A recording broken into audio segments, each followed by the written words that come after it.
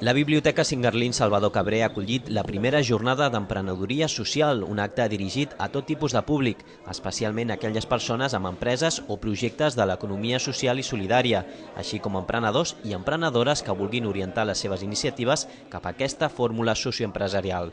L'acte ha estat inaugurat pel tinent d'alcalde de Santa Coloma de Gramenet i president de Grama Impuls, Carles Combarros, que ha destacat l'emprenedoria dels colomencs i les colomenques com a motor per impulsar l'economia de la ciutat. Fer empresa incorporant principis d'ètica organitzativa, de transparència, de compromís social, de participació i de compromís també mediambiental.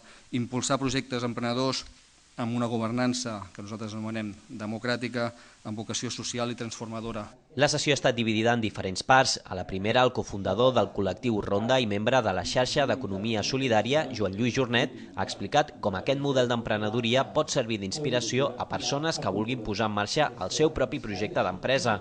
A continuació, s'ha dut a terme una taula rodona amb la presència de diferents cooperatives catalanes, com Conreu Sereny, la Colomenca Capfoguer, l'Escoleta o el Cabàs. Els seus membres han intercanviat experiències i testimonis del que suposa posar en marxa una cooperativa i quin és el seu dia a dia per tirar endavant l'empresa.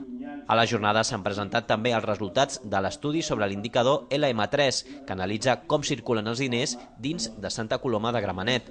Per acabar l'acte, membres de cooperatives com Molt Matric, Fundació Tallers, Som Energia o Coop 57 han donat breus consells als assistents per poder iniciar amb garanties d'èxit la seva pròpia cooperativa. Aquesta primera jornada sobre emprenedoria social ha estat engegada gràcies a la col·laboració d'entitats lligades a la xarxa d'economia solidària, els ajuntaments de Santa Coloma, Badalona i Sant Adrià del Besòs, així com del Consell Comarcal del Barcelonès i l'empresa municipal Grama Impuls.